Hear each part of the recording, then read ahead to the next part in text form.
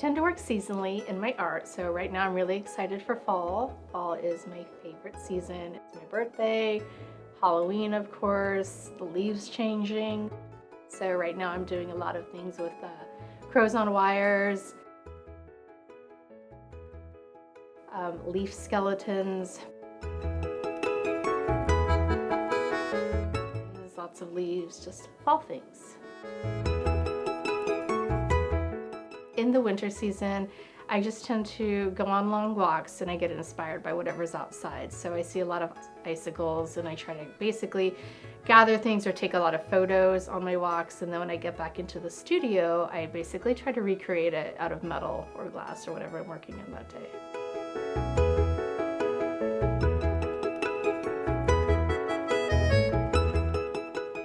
I always knew I was going to be an artist. Like, there wasn't a question. There wasn't like, oh, maybe I should study nursing. Nothing else seemed to make sense. Not that art is a path that makes any sense, but I just knew it would be an artist in some way. In my head, artist meant a perfect renderer or a painter. That was art, clearly. And so even when I went to Seattle Central, all the classes were painting and drawing. And I'm like, okay, I'm on the right path finally. I'm actually going to put some effort into it. And I was like, ooh, something's still kind of missing. Like, this isn't what I'm supposed to be doing, but I like doing it. And it wasn't until I took my first metals class that I was like, okay, this is art. This is it. And this is what I'm going to do. Like, it was a 3-day workshop and it was at the end of the first day. I was like, found it, finally. So it's basically, this is how you can saw metal. This is how you can take a big sheet of metal and make it into something small you can work with. Stamping, mark making, texturing. I believe we might have learned soldering too.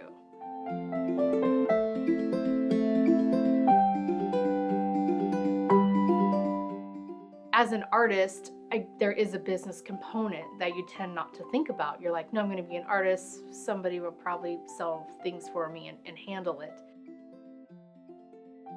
But that's not the way it is if you want to do it. I probably started posting what I was making in school, and then somebody would be like, I love that. You know, how can I buy that from you? And that was the first time in my art career that like real money was being exchanged. Like, I'm like, okay, I don't know, let me figure this out. And then with the advent of Etsy, it was like, okay, I'll take photos, I'll make a listing, people can buy things. And then I was like, is this a business yet?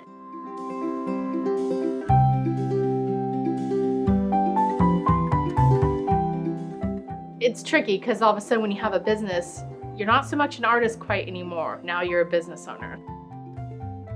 So now there's that whole component of doing taxes and getting your work out there and social media and marketing yourself. And so it's always kind of been this tug of war balance with me of like, no, I'm just making art, I'm making art. But the studio didn't build itself. Like, you have to make money from it. So in my head, it was like, okay, the more money I spend to buy art supplies, then I can sell it for much more, buy more supplies. Started paying for itself, which was good. And then it started paying for more things, which was better.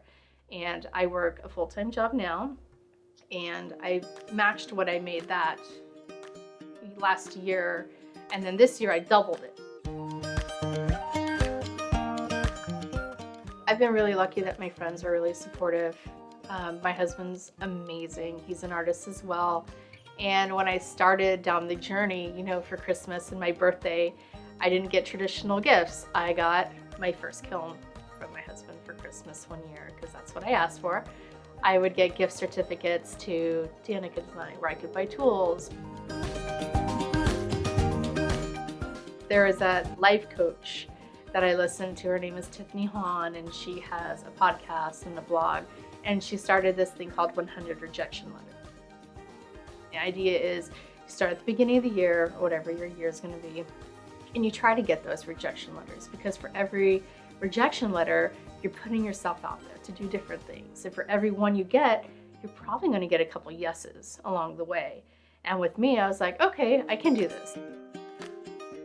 There's so much out there to do. So last year we did a great show, the West Seattle Street Fair show. It was amazing. It was better than probably our whole winter put together one year. Like the very first winter year, I set a money goal and I'm like, this is what I'd like to make. I doubled it, and we did that at one show last year. So I do all the street fairs there.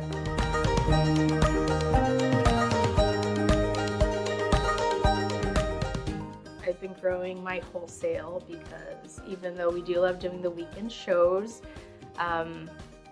one day I'll be too old and it'll hurt, so I don't want to do that all the time. But we have things, jewelry at the Chihuly Garden and Glass at the Seattle Center. We have things at the Handmade Showroom in Pacific Place, Sassafras, downtown Seattle, probably about 17 stores right now. I'm actually meeting with the Tacoma Museum of Glass tomorrow to get some things in there.